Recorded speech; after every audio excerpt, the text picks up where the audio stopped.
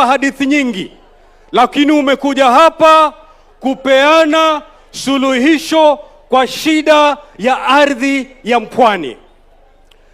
Mheshimiwa Rais, mimi nataka nikukumbushe historia. Mwaka 1963 baada ya Kenya hii kupata uhuru, program kama hii rais wa kwanza wa Kenya alianzisha. Ilikuwa inaitwa the Post Independence Land Redistribution.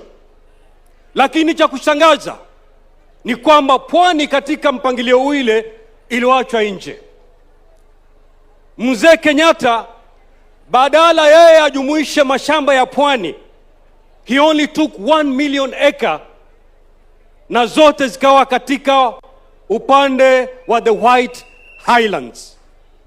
Hii nchi hii ya Kenya ilipatiwa mkopo na nchi ya Britain pamoja na benki ya ulimwengu, World Bank, mkopo wa kununua mashamba ili wapwani wa Kenya wote wapatiwe nini? Mashamba. Lakini mkopo ule rais ulitumika kununua mashamba kwa sehemu moja peke yake, the White Highlands only. Leo hii ukienda kule walinunuliwa mashamba na rais wa kwanza, yakagawanywa wakapatiwa, hakuna uskwota kule. Lakini hii Pwani ikasahaulika. Tukisema Pwani imebaguliwa, we have the reasons why we are saying that.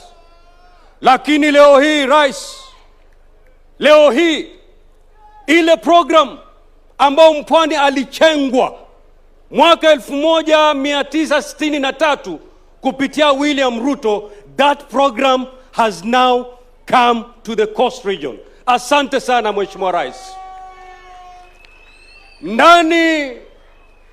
Ndani ya kipindi kichache sana, kifupi sana, miaka mitatu, out of the 1.5 million title deeds ambazo serikali yako imezitoa, thuluthi moja, 30% of these titles ni za hapa nyumbani Pwani. Mimi nataka niwaulize wa Pwani, anayekufaa kwa dhiki ndiye rafiki. Leo hii Mheshimiwa Ruto amelivalia shida hii ya ardhi, amelivalia njuga, na sisi tunasema rais, kwa sababu umetujali, kura ya mwakani sisi wa Pwani si watu wa ndumakwili. Sisi wa Pwani tukisema tunaenda hivi ni watu wa ahadi. Na kwa sababu umekufa na sisi, kwa sababu umetupatia bega la kuegemea wakati huu mgumu kama wa Pwani, kura ya mwakani sisi wa Pwani tutakuangalia na jicho la upendo. Mheshimiwa Rais, Pwani ni jambo la ardhi. Niliwaeleza ya kwamba serikali zote wamezungumzia the land question. Mimi niliwaambia we have the land answer. Na leo hapa mimi nataka kuwaelezea watu wa Pwani title deeds ambazo tumetoa kama serikali kwa miaka mitatu iliyopita. 1.5 million title deeds za Pwani ni title deeds 1381. Leo hapa tunatoa title deeds 1033 kwa wananchi wa sehemu mbalimbali. Lakini ya muhimu zaidi, nataka mnisikize kwa makini, ni tatizo la absentee landlords, kwamba kuna wananchi wanaishi kwenye mashamba yenye watu wengine wako na hati miliki. Kuna watu wako na hati miliki, lakini mashamba haya yanaishi wananchi wa Kenya. Na hilo tatizo, that has been the biggest challenge on matters land in Coast Province. so that as we sort out settlement issues, we must address ourselves to the question of absentee landlords, of landlords who have land, who have titles, but they have not land, and citizens who are sitting on land, but they have no titles. That is the answer we are answering today. Leo ndio tunajibu hiyo swali. Wale maskwota wanaishi katika ardhi wasiokuwa na title deed. Title deed iko na watu wengine, na wale watu wengine wako na title deed, lakini ardhi hawana, kwa sababu wananchi wanaishi kule. Na kwa sababu, nataka mnisikize kwa makini ndugu zangu, kwa sababu leo ni siku ya historia, mimi nataka kusoma taarifa yangu so that it is properly recorded, because it is a historic moment in this coast where we are finally solving the land question. And let me read. Ladies and gentlemen, nataka munisikize kwa makini.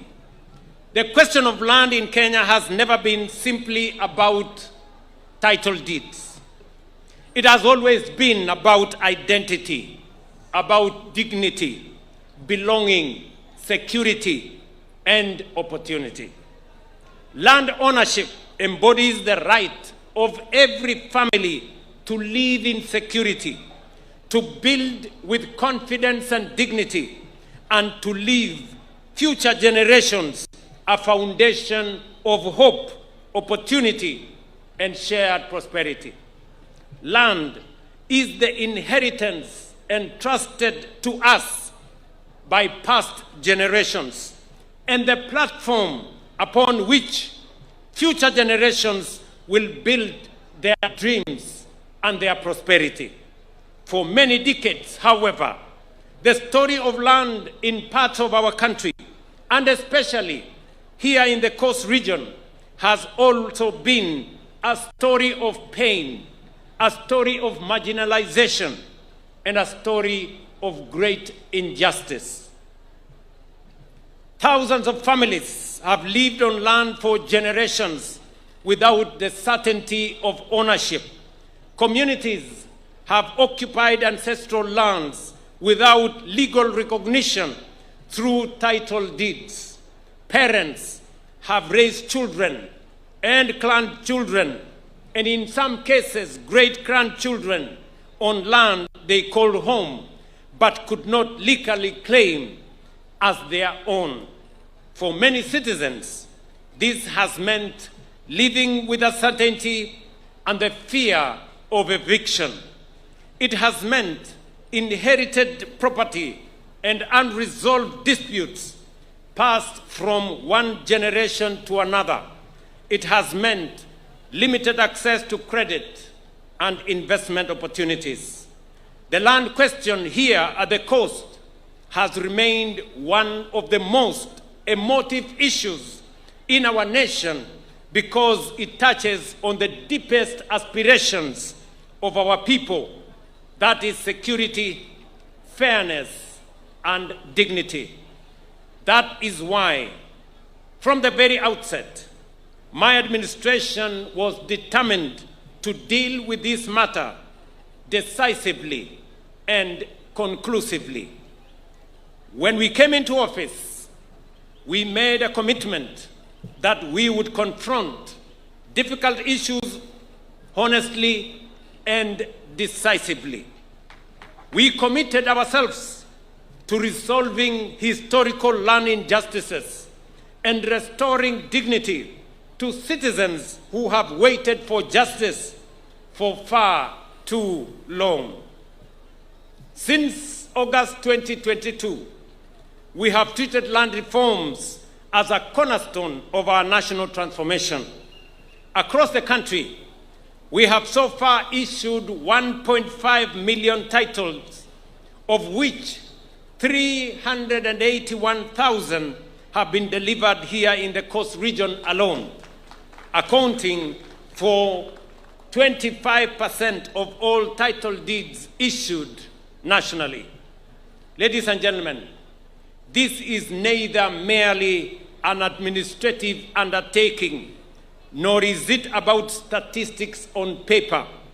It is about restoring justice to communities that have waited for far too long and transforming lives through dignity, ownership, and economic activity.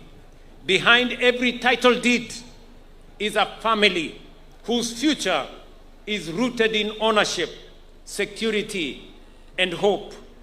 Behind every title deed is a farmer who can till the land, invest confidently, and reap the rewards of hard work. Behind every title deed is a community freed from uncertainty and the fear of displacement, with the dignity and confidence to build a better future. And today, as I begin my working tour of the coastal region, we take another important step in this journey of justice and transformation, restoring ownership, safeguarding dignity, and unlocking new opportunities for families and communities to build a better future. I am happy to announce that we shall be issuing an additional 33,025 title deeds in Mombasa, Kilifi, Kwale, Tana River, and Taita Taveta and Lamu counties. Specifically, we shall be issuing titles in Kilifi Weru Ranch, Mwele Kimakeni, Msabaha, Kazandani, Wachu Kodentu, and the Rongeju Registration Unit. For many communities, this moment carries deep significance. Take the case of Rongeju in Taita Taveta. Established in 1969, families have been waiting for nearly 60 years for formal recognition and ownership documentation. Today, that uncertainty comes to an end. As part of the government's effort to promote orderly land ownership, ongoing land adjudication processes are underway across several areas, including Vigurungani, Mtaa, Mazola, Chengoni, Bofu, Gandini, and Kitengwani. Adjudication is also going on at Mihirini, Mwembekati, Sangalaweni, Kaliang'ombe, Viragoni, Godoma, Ngoroki, Chawia, and Mumari, among others. These exercises is aimed at identifying, demarcating, and documenting land rights, and are expected to result in the issuance of 55,000 additional title deeds. At the same time, we are strengthening the registration of community land to protect communal heritage and secure the rights of local communities, with 6 units already formalized in Taita Taveta and Tana River, and a further 9 currently under processing across this region. We understand that the challenge extends beyond titles alone. The issue of squatters and absentee landlords remain one of the most complex dimensions of the land question here at the coast. As a government, we have gone beyond merely issuing documents and have moved towards creating lasting solutions. Through the deliberate interventions, the government has negotiated and acquired strategic parcels of land in areas such as Kwapunda in Changamwe, Mombasa County, benefiting 8,500 families. Junda in Kisauni to benefit 12,000 families. Gazi in Msambweni to benefit 3,000 families. Gombato in Kwale County to benefit 7,000 families. Shambani in Sabaha in Malindi to benefit 11,000 families. Ganda in Malindi to benefit 9,000 families. And Takaungu also in Kilifi to Kilifi County to benefit 2,000 families. We have also finalized negotiations to acquire additional land in Mashamasha, Lamu County, to benefit 2,000 families. Migingo in Malindi to benefit 4,000 families. And 3 separate locations in Likoni to benefit 356 families. Additional land. Munisikize kwa makini. Additional land has also been secured in Junda, Utange, and Bombo in Kisauni to benefit 2,100 families. We are further engaging landowners in Kagaa and Kiwandani in Kilifi County, Machungwani in Taita Taveta County, Barbat and Wa in Kwale County, Kitangale and Kibusu in Tana River County, and Zum, Tatini, Alidina, and in Mombasa County. And I want to announce to the people of Kwabulo, right here in Nyali, that shortly I will be issuing your title deeds because we have concluded negotiations on the same. These efforts will enable us to issue title deeds to 200,000 households. About 1 million people will be issued with title deeds once we conclude the exercise we are beginning today of subdividing all these lands that I have said to benefit and secure families, their settlement, and their land ownership. Land should never be a source of perpetual conflict. It should be a source of prosperity. It should create jobs, attract investment, strengthen communities, and expand opportunity. As government, our collective objective is therefore not merely to resolve disputes of the past, it is to create a stronger foundation for the future. The work ahead remains significant. Additional parcels of lands continue to be identified for settlement, and further engagement with communities and leaders remain necessary. But as our intention is clear and our commitment firm, the era in which families lived as squatters and strangers on their land they have occupied for generations is and must come to an end. The chapter in which certainty and security, the chapter in which uncertainty and insecurity defined the lives of our people is and must come to an end. Our promise to the people of Kenya, and specifically those in the coast region, is straightforward. No deserving Kenyan should continue living in fear on land they call home. We will continue working until justice is delivered, dignity is restored, and every citizen has an opportunity to build a safe and secure future. Sikizeni ndugu zangu. Pwani hoye! Pwani hoye! Nataka mnisikize kwa makini.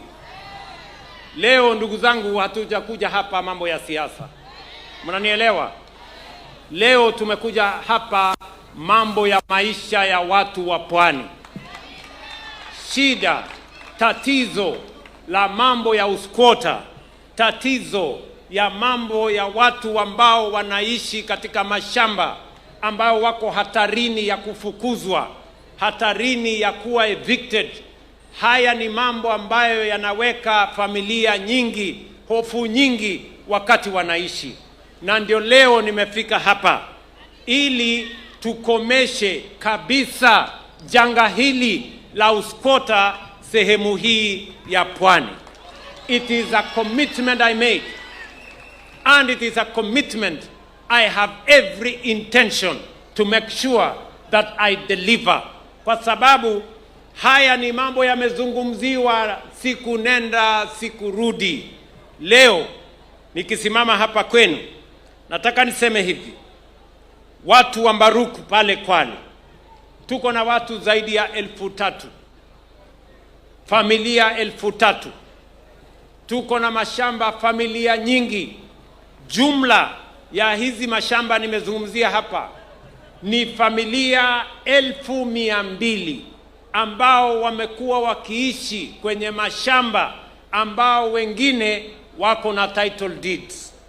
Na mimi wakati niliwaita hawa ndugu zangu watatu, na nataka niwasimamishe: Mheshimiwa Jeffa Kingi, Mheshimiwa Hassan Joho, Mheshimiwa Salim Vuria. Hawa jamaa watatu niliwaita nikawaambia, ndugu zangu, ninyi nataka muwashirikishe governors wetu wote. Na nataka nimshukuru Mheshimiwa Mung'aro, nimshukuru Mheshimiwa Dado kutoka kule Tana River, nishukuru governor wa Lamu, nishukuru governor wa Kilifi, governor wa Mombasa, governor wa Kwale, governor wa Taita Taveta. Niliwaeleza hawa ndugu zangu watatu, mutafanya kazi hii na mimi, na nawasihi na waomba muwe viongozi. Leo nasimama mbele yenu kusema hawa viongozi ni mashujaa, muwapigie makofi jameni. These brothers, hawa mandugu, niliwaeleza siasa tuweke kando, mirengo tuweke kando, tupange mambo ya watu wa pwani kwa pamoja. Na niliwaeleza hawa ndugu zangu wawashirikishe wabunge wote. Mimi nasimama hapa kuwaambia wabunge wetu, asanteni sana kwa ushirika wenu. Muwapigie wabunge hawa ndugu zetu jameni. I want to ask all the members of parliament. Mara nyingi nimekutana na hawa viongozi. Mara nyingi nimefanya mkutano wa faragha na hawa viongozi. Mara nyingi nimeketi na hawa viongozi. Wengine wenu hamkujua tunafanya mambo gani. Leo tunasimama hapa mbele yenu, mimi na hawa viongozi, mawaziri wetu, spika wetu Bwana Kingi, magavana wetu na wabunge, kuwaeleza ya kwamba leo tunasimama mbele yenu kuwaambia ya kwamba tatizo la mambo ya ardhi ya pwani sasa tuko na jibu ya hiyo tatizo. We now have the land answer to the land question that has troubled this coast for years. Asanteni sana ndugu zangu, mnaweza keti chini. Sijui kama tunaelewana jameni. Waswahili wanasema mgala muue lakini haki yake mpe bwana. Hawa jamaa wameshirikiana pamoja na mimi. And I told them, hawa viongozi niliwaeleza jambo ambalo lilielezwa